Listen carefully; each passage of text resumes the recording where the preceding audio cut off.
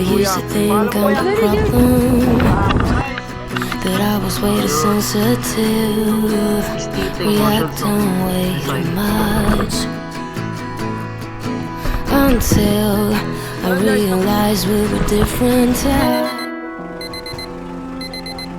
Lilipat kami papuntang Iloilo dahil ito ang first family out of town namin. Kaya tara, sama ko kayo. Yo guys, nandito na kami sa airport ulit. At ayun, galing ng Kalibo to Manila hanggang ngayon papunta na ng Iloilo. Punta na kami ng Iloilo guys. Kita-kita tayo. Oh, someday we will collide someplace where we can hide our space. Forget the world outside, just for a while, some way we will be fine. Guys, touchdown Iloilo. Let's go. Safe place, just you and I, always. Bakit? Gusto ka umulit. Natapon yung kape. Ha? Ayoko natapon yung kape. Bakit natapon? Natapon doon sa airplane. Oh. Ano sabihin mo? I'm sorry. I'm sorry. Pagdating namin ng Iloilo, ay may sumundo sa amin na artista van para dalhin dun sa hotel na pag-i-stayan namin.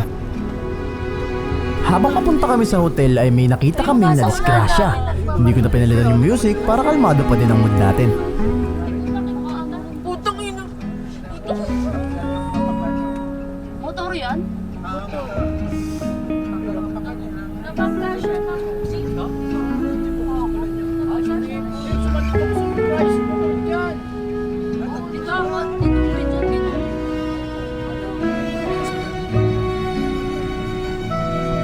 Ang pinakamalupit kasi sa Iloilo, pwede kahit tatlo kayo sa isang motor. At meron pa isa dito. Tingnan nyo.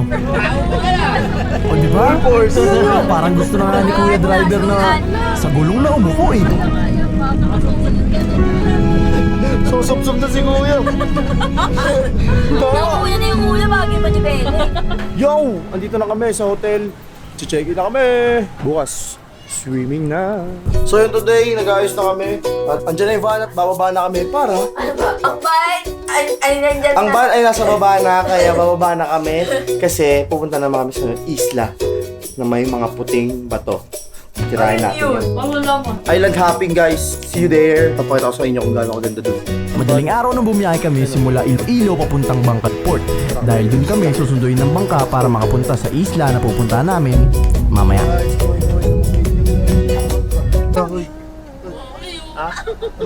Ano? Sasakay tayo dun, oh. Yo guys, dito na kami sa port. At magbabangka kami papunta dun sa isla. Na kami guys, register na lang kami. Tourism office. Tapos punta na kami dun sa isla. Dun, oh. Ayun. Oh, sheesh. Medyo ano nga lang. Masama ang panahon. Makulimlim. Umuulan. Pagdating namin ay kailangan muna namin dumaan sa tourism office para sa sasakyan namin bangka na magdadala sa amin sa mga isla. Yo guys, isa na ako shower. Sa mga family. Hindi kaliwa. Yo guys, boarding na kami. Papunta na kami dun sa isla. Gigantes Island of the Philippines. Everything will be okay. Guys, sure tayo sa GoPro. Let's go. Dalawa. Kasi delikado na tatakot. But you feel like family to me. Finding you was just like finding home. 'Cause you feel like family to me.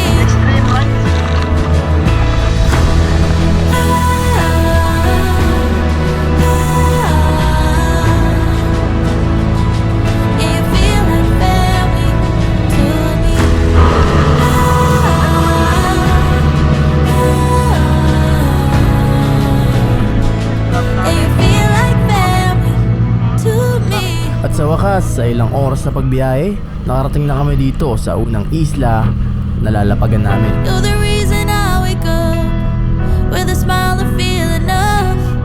I don't know what I would do without you. Every day I want you more. me out forever. Dumating kami dito sa Island Paradise Resort para mag-picture-picture sa taas nito. Guys, sobrang ganda talaga sa lugar na to. As in, ang ganda dito, Gigantes Island. Isa pa lang to, may iba pang mga isla kasi island hoppers kami. Kasi may mga ano dito, rock formation. Ito naman mga shells. When it happens, everything will be okay. I hope I'm not coming on too strong, but you feel like family to me. Feel like family. Oh, finding you is just like finding home, 'cause you feel like family to me, to me. Guys, ako na dito. Pwede mag-swimming dito sa lugar na to. Sa kabila naman medyo maalat daw kasi yung tubig doon kaya hindi pwede rin. So guys, nandito na kami sa pangalawang isla. Sheesh! Kala mo living the life. Parang walang problema. Pagkadating namin dito sa pangalawang isla, dito na kami nagliwaliw, nag-swimming, at dahil limited lang yung oras namin dito, isinulit ko na.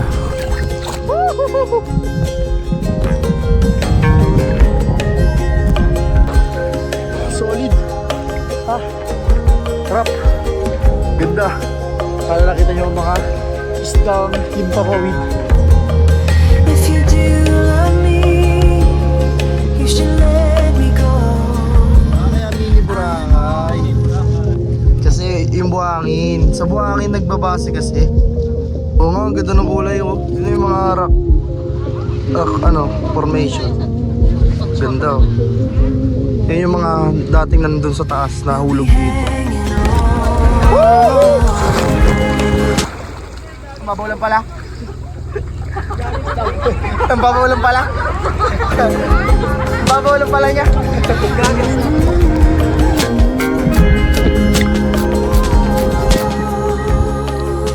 After namin dito, ay pupunta naman kami sa... Dito na kami guys sa Lagoon. Third stop. Lagoon. Laguna. Yung tour guide namin si Kuya. Pangalan mo Kuya? Sir Arnold. Sir Arnold namin ng pinakamalupit na tour guide dito sa buong Iloilo. Solid ang ganda ng rock formation guys. Mga kulay. Tapos papasok daw kami doon kaya kailangan daw namin magtsinelas. Sabi ni Kuya Arnold ay 300 million years daw ang level ng tubig ay nandito sa tinuturo niya. At ngayon, nandiyan na sa baba. Na-drain siguro. Sis, bakit sumuka ka sis? Sabi dyan guys, sobrang maalon. Pasok sa Laguna.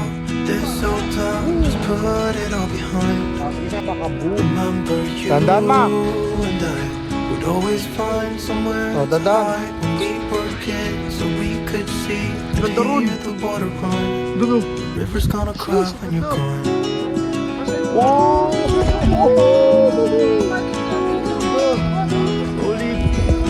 Kami, ano lang ito? May tali, may tali.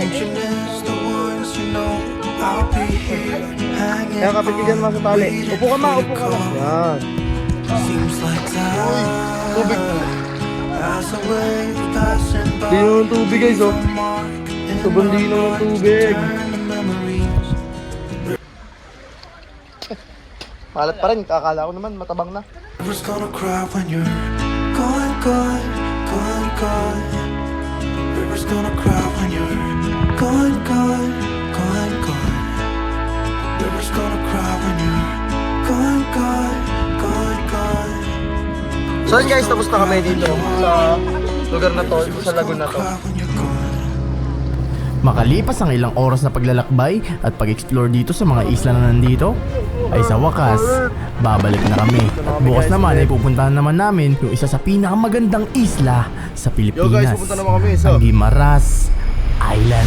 So don't stop believing that we'll rise up to the system that we wise up until we standing strong again. Don't stop believing that we'll rise up to the system and we wise up. Guys, nandito na kami sa isla ng Guimaras. Morning, excuse me ma'am, taga CDN ka mo sir? Taga saan? Taga Manila po.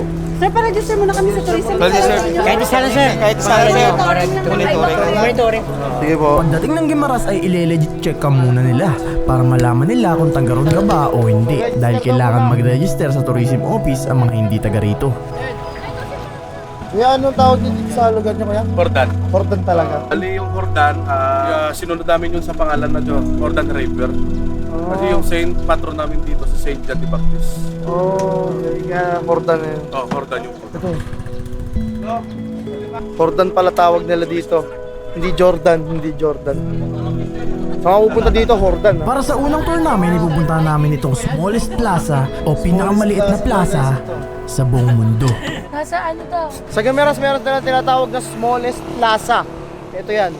Smallest plaza. Nasa Guinness Book of World Record daw yan. I-search nyo na lang. Ang makikita lang dito sa loob ng plaza ay ang monumento ni Rizal. Dahil nga maliit to, ayun lang yung meron dito. Ang next naman namin na pupuntahan, ito mga windmill na akala ko sa Ilocos lang meron. Oh! Guys, sobrang ganda. Parang nasa Ilocos. Gimaras pala to. Ganda. Nakaka-amaze makakita ng mga ganitong lugar. Ma-appreciate kung ano yung ganda at yaman na meron sa Pilipinas. Private may-ari yan. Yung mahal. Transasia yung may-ari. Ano sa kanya ba? Tayo siya ng tatlong province. And then, binibenta nga lang. Kasi private na may-ari. After namin dito, isusunod naman namin puntahan yung Gimaras Man-Made Forest. Man-Made Forest. Dito naman kami sa Gimaras Man-Made Forest. Gawa-gawa lang ng tao. 너의 흔적 없지만 있는 것 같아 일상 속에 또 번져 그 색깔이 바래졌어 After namin sa Man-Made Forest, ay dumiretso na kami sa oldest lighthouse na mapapanood nyo dito mismo sa channel ko. Today we're going to explore the oldest lighthouse dito sa buong Pilipinas. At pagkatapos namin, ay dumiretso ulit kami sa dagat para magliwaliw, maglakad-lakad lang, mag-unwind. At dun sa lugar kung saan may sinasabi sila na mayroon din daw dun human drone. Human drone! Nagpicture-picture lang kami dito at pagkatapos dito, ito na ang pinakamasarap na gagawin. Kumain. Human drone ko.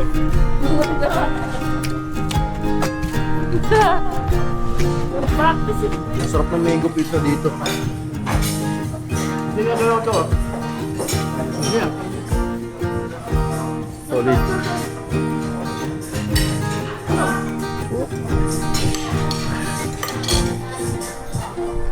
Dahil busog na kami, yun din yung oras na kailangan na din namin bumalik dahil may flight pa sila pabalik sa Manila. At ako naman, ay kailangan ko maiwan dahil pupunta ako ng Kalibo para puntahan si So yun Zark. guys, Karu. uwi na sila at ako maiiwan ako dito kasi pupunta na ako bukas ng Kalibo para naman sa hati-hatian. Dito na sila. Guys, iwan ako dito sa Iloilo. Okay ma. Isa sa mga kinakatakot ko bukod sa ako lang mag-isa sa hotel, hindi ko alam paano pumunta galing Iloilo pa Kalibo. Hanggang sa sinabi ni Kuya na isasabay niya daw ako kapag may biyahe siya pakatiklan. Yun. Sana meron. Sana meron kuya para meron akong sasabayan. Tingin ako ng number mo sir.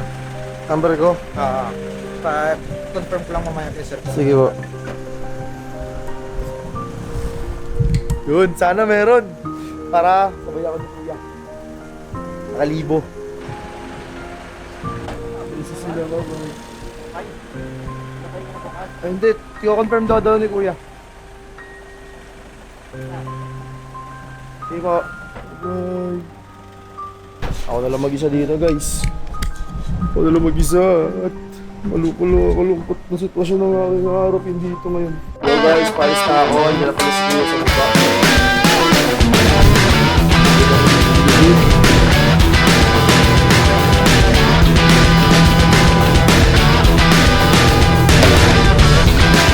Salamat kayo dyan. Dito na tayo sa Kalibo.